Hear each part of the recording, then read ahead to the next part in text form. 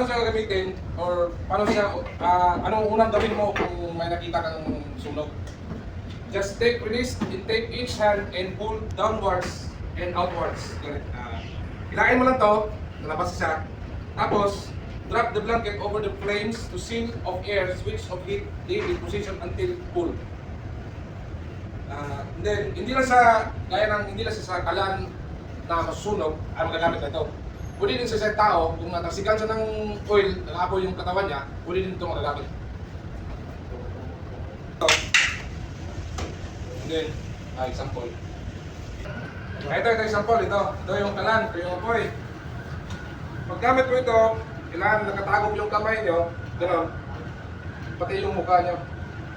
Tapos dahan-dahan lang, tapos i-ganon nyo sa apoy. Huwag yung pwede biglain. Kasi baka tatalsik yung mantika, mas lalo pa malaki yung apoy. Gano'n na po. Dahan-dahan. Dahan-dahan. Diyan, lapag mo dyan. Hindi sa sa lamesa ba? Para makita ba yan? Anong tracing tip mo? Dito na tayo sa EBR, Emergency State Rating Device. Ano to? Same lang to sa SCBA, pero ito ginagamit siya from escaping lang at hindi siya for firefighting. Design na. Demonstrated and displayed. Emergency escape breathing device is life-saving appliance which is used for escaping an air. Hindi lang ko nasa while evacuating his immediate surrounding.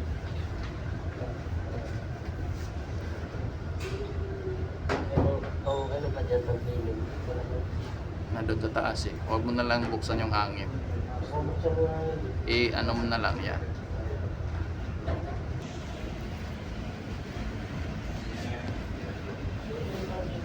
Yan. Ano lang yan, ganyan lang. I-demo mo na lang yan. Yun. Kasalit lang sa ano mo. Tapos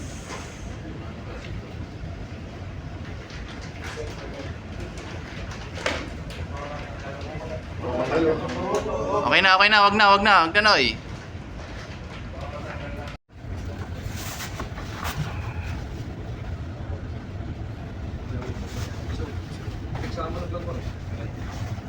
Meron tayo dito sa onboard, 31 pieces ng magka-partner to sa cabin.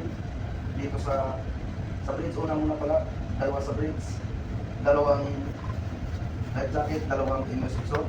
Dito sa seating natin, meron tayong siyam. Every cabin, meron din sa mga spare. PD, meron tayong pag-sampo-sampo dun sa tabi ng chin locker. Tapos dito sa may upper flat, sa may engine room, control room, meron din dalawa. So totally lahat ito 31. So una sa plate, tagalin muna natin yung bucket. Tapos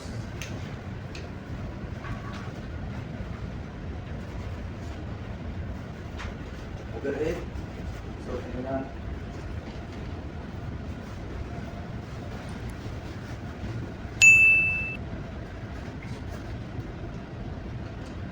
Balik yun, give for advice kung ano. Sa next natin ay meron pala kung reflector, tapos whistle,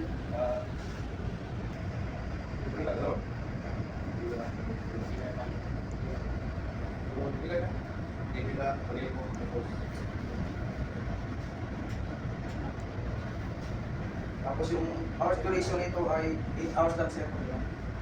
Dapat nasa 2 minutes yung nito. 2 minutes before at least 2 minutes, tapos ito at least 1 minute siya, 30 seconds. Tapos yung pagsuot naman ito,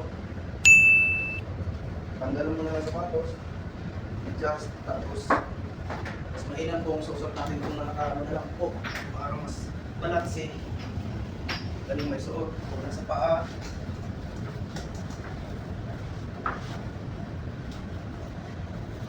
Ayun.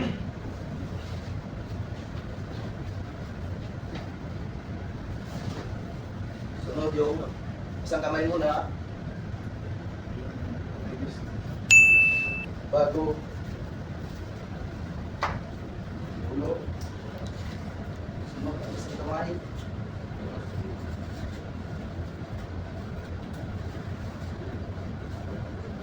Simple.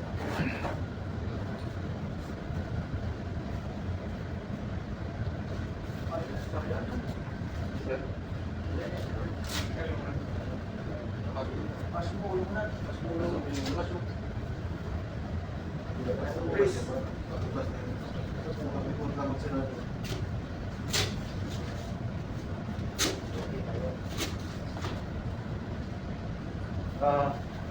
Balik yung results pala dito. Ano sa Ano yung importance, tsaka yung purpose, tsaka paggamit ng fire extinguisher. So, unahin natin yung dry powder. Dry powder fire extinguisher is used for A, B, C, and electrical fires. Class A, flammable solids. Class B, flammable liquids. Class C,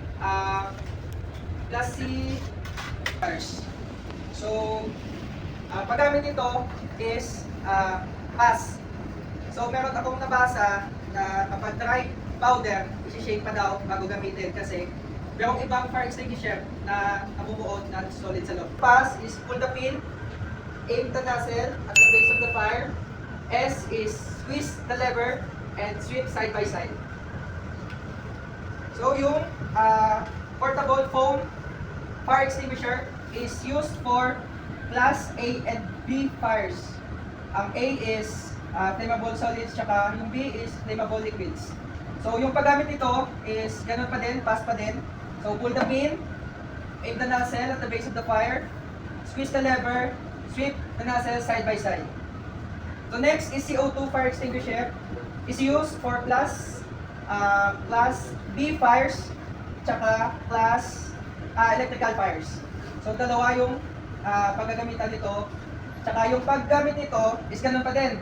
Pero may pagkakaiba lang sa pag-apply ng kanyang laman. So yung paggamit nito is pass pa din, pull the pin, aim the nozzle at the base